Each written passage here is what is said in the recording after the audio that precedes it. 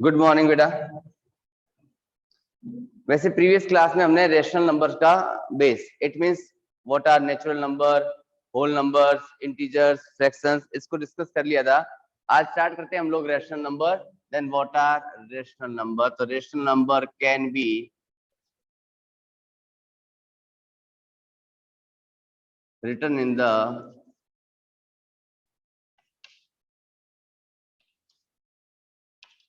form of p by q। हम लोग rational number को कैसे लिख सकते हैं? p by q की फॉर्म में लिख सकते हैं। It means this is also a fraction, then p is equals to numerator and denominator।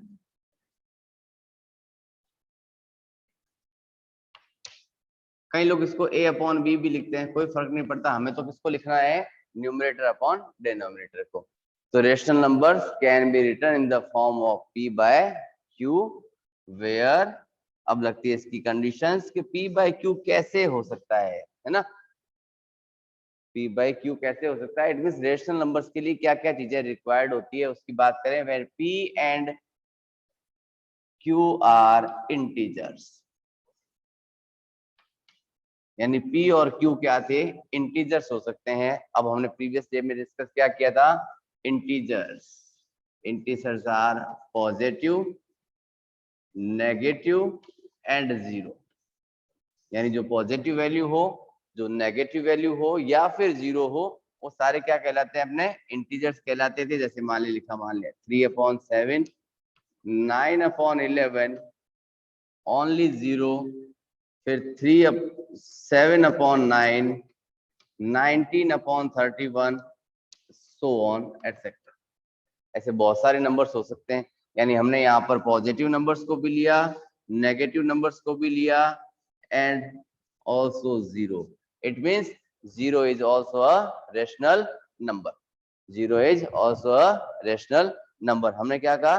इसको p by q की फॉर्म में लिख सकते हैं where p and q are integers. Integers की बात की तो integers are positive and negative including zero number, है ना? यानी पॉजिटिव नंबर भी हो सकता है, नेगेटिव नंबर भी हो सकता है और जीरो भी हो सकता है। तो हमने तीनों नंबर्स लिख दिए। सेकंड केस कहता है and q is not equal to zero, यानी जिसका डिनोमिनेटर कभी भी जीरो नहीं होगा, जिसका डिनोमिनेटर कभी भी जीरो नहीं होगा। इट मींस देखो मैंने जीरो को क्यों लिखा? क्योंकि जीरो का डिनोमिनेटर जीरो नहीं है, इट मींस वन है। जीरो नहीं है, इट मींस क्या है? वन है। इट मींस ये ओनली, मैंने अगर 3 लिखा, -9 लिखा, -7 लिखा, all they are rational numbers. केवल जरूरी नहीं है वो p by q का मतलब एक फ्रैक्शंस की फॉर्मेट में ही हो, है ना? हमने अगर केवल नॉर्मल वैल्यू लिखी है तो वो भी क्या बन सकती है? अपनी रेशनल नंबर हो सकती है, क्योंकि इसका डिनोमिनेटर जीरो नहीं है। जीरो नहीं है इट मींस हम लोग 100% क्या लगाते हैं कि जिसका डिनोमिनेटर कुछ नहीं होता वह हमेशा हम क्या लगाते हैं? वन लगाते हैं। तो फर्स्ट कंडीशन क्या कहा था कि rational numbers can be written in the form of p by q।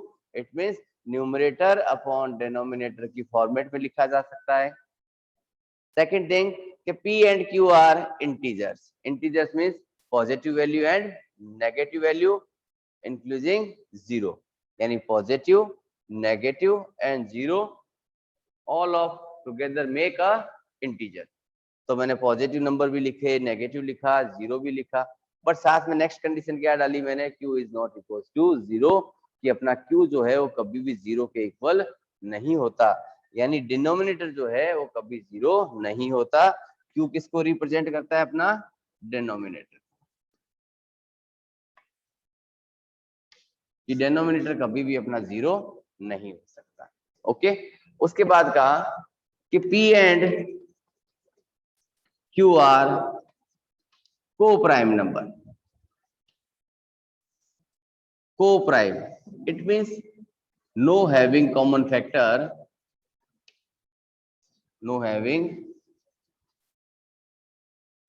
common factor other than one. यानी जिसमें वन के अलावा कोई भी कॉमन फैक्टर नहीं है। कॉमन फैक्टर का मतलब उसका HCF जो होगा वो ओनली वन होगा। HCF कितना आएगा? वन होगा।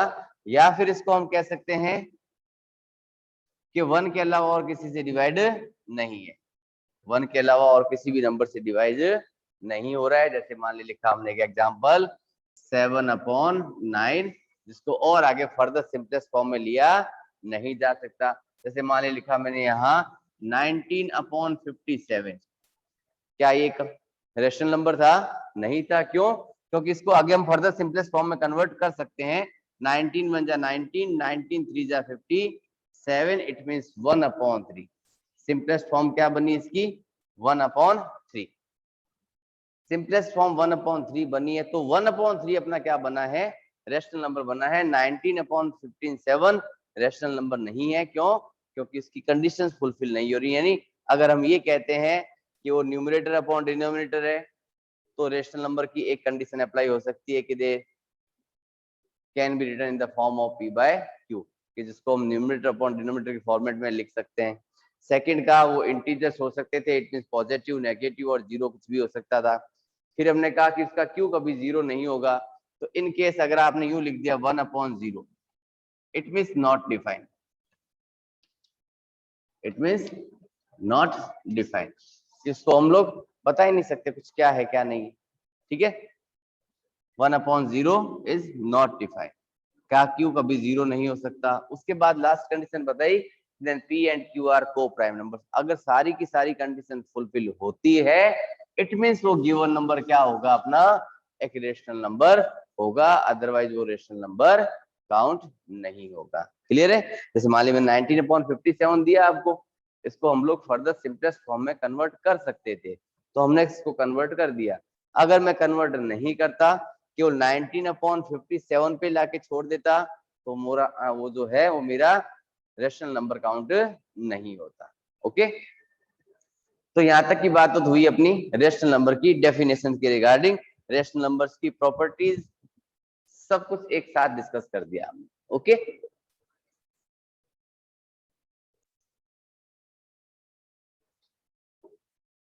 तो ये थी अपनी properties and some steps of rational number.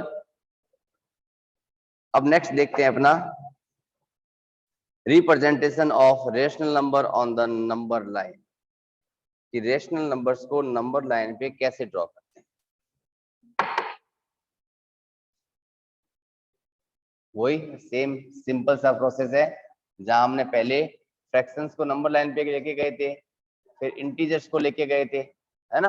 वैसे ही अब रेशनल नंबर्स को, बस डिफरेंस क्या था कि rational number positive, negative and zero कुछ भी हो सकता है।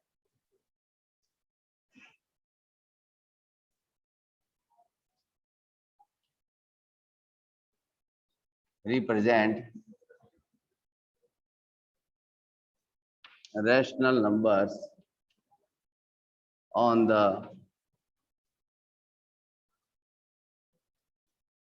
number line, same as integers। जैसे हमने इंटीजर्स को लेके गए थे, वैसे इनको भी लेके जाएंगे। ओके, चलो लिखा मैंने कहा आपको कि 1/2 एंड -1/2, यानी मुझे 1/2 पॉजिटिव भी चाहिए, 1/2 नेगेटिव भी चाहिए नंबर लाइन पर। तो first of all we draw number line, 0 mid point, right side positive, left side negative value. 1/2, upon यानी डिनोमिनेटर कितना है इसका? 2 है। इट मींस 2 पार्ट्स में डिवाइड करना है हमें। यहाँ लिखा हमने 1, तो ये हुआ 1, 0/2, 2/2, इधर चले हम लोग -1, देन -2/2, मिड पार्ट में 1/2 एंड दिस इज -1/2। बहुत ही सिंपल सा कॉन्सेप्ट था अपना ये तो, यानी जो फ्रैक्शंस गिवन था हमें, यानी जो रेशनल नंबर की पार्ट था, वो कैसा मिला हमें? प्रॉपर नंबर का। Proper fraction it means numerator is less than denominator. Numerator is less than denominator. मान लीजिए एग्जाम्पल और लिया हमने 2/5 and minus 3/5. One positive, one negative. The positive number towards right side, negative number towards left side. 0. 2/5. It means 5 part करने हैं, numerator less than है, it means 100% 1 के बीच में आएगा, तो ये 1 और ये 1. यहाँ लिखा हमने 0/5 और यहाँ हो गया 5/5. रखें 1/5, 2/5, 3/5, 4/5, minus 1/5,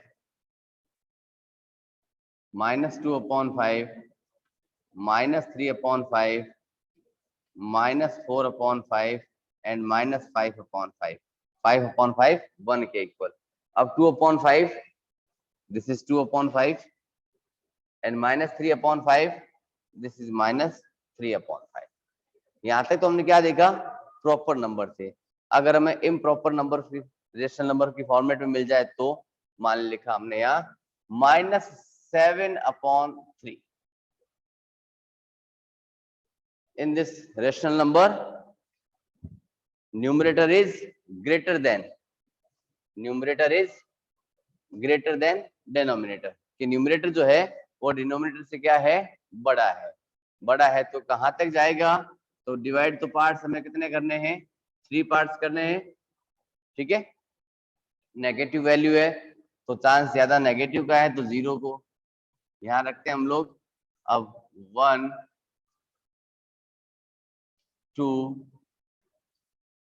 and 3, तो 0/3, 3/3, 3 2 जा 6/3, 3 3 जा 9/3. Then 1 2 minus 1/3, minus 2/3, minus 1, minus 4/3, minus 5/3, minus 2, minus 6/3, minus 7, minus 8/3. हमें चाहिए था minus 7/3 and this is minus 7/3. Simple सा कॉन्सेप्ट था, क्योंकि ये हमने ऑलरेडी कर रखा है नेचुरल नंबर में, और जब रेशनल नंबर फ्रैक्शंस को जब नंबर लाइन पे शो किया था.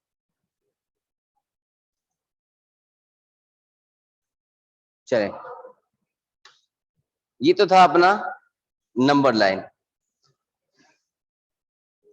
अब नेक्स्ट टॉपिक आता है अपने पास कंपेयर ऑफ रेशनल नंबर्स. कि 2 रेशनल नंबर्स को क्या करना था, हमें कंपेयर करना था. तो कंपैरिजन तो हमने जैसे फ्रैक्शंस का कर रखा है वैसे ही रेशनल नंबर का होगा. Comparison 2 rational number.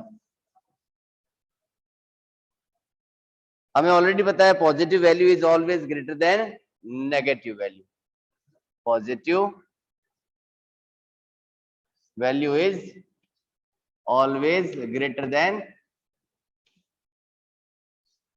Negative number. ये कह रहा है 2 रेशनल नंबर्स को कंपेयर करो. मान ली लिखा मैंने 7/9 and 3/4. 7/9 and 3/4 को क्या करो, कंपेयर करो. नॉर्मल फ्रैक्शन वाला काम हो गया ना. डिनोमिनेटर्स दोनों के क्या है, डिफरेंट है. It means first of all हम क्या करेंगे, दोनों के डिनोमिनेटर्स को इक्वल करेंगे, और इक्वल करने के लिए हमें लेना पड़ेगा एलसीएम. किसका लेंगे, 9 and 4 का. वो आएगा अपने पास 36. क्योंकि दोनों ही नंबर 1 के अलावा और किसी से डिविजिबल नहीं है, तो दोनों को मल्टीप्लाई कर दिया डायरेक्ट हमने. अब देखो 9 की टेबल में 36 मिलता है मुझे 4 time, then 7 multiplied by 9 is multiply with 4/4 and 3/4 is multiplied with 9/9. 7 4 जा 28, 9 4 जा 36 और 9 3 जा 27, 9 4 जा 36. Denominators are equal. Then we compare numerator. Then 28 is greater than 36. 28 किसके लिए आया था अपना 7/9 के लिए. Then 7/9 is greater than 3/4.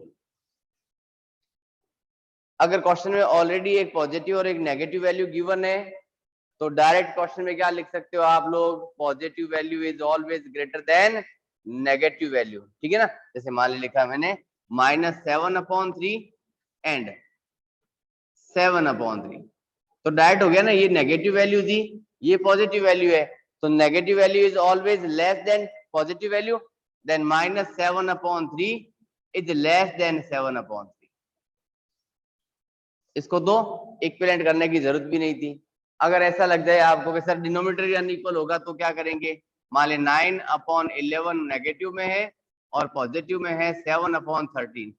Denominators are unequal, but उस कंडीशन में भी क्या था, फर्स्ट वैल्यू नेगेटिव थी, सेकंड वैल्यू पॉजिटिव थी, तो हमने कंपेयर डायरेक्ट किया. 9/11 इज लेस देन 7/13. बट दोनों ही value, both values are negative और पॉजिटिव, यानी या तो दोनों ही पॉजिटिव है या दोनों ही नेगेटिव है. उस कंडीशन में हमें उसका first of all LCM record करना है. एलसीएम के बाद ये सेम प्रोसीजर लगाना है, उसके बाद अपना आंसर आएगा. ओके, तो आज के लिए इतना ही कुछ, बाकी मिलते हैं नेक्स्ट डे की क्लास में. ओके बाय, टेक केयर बेटा.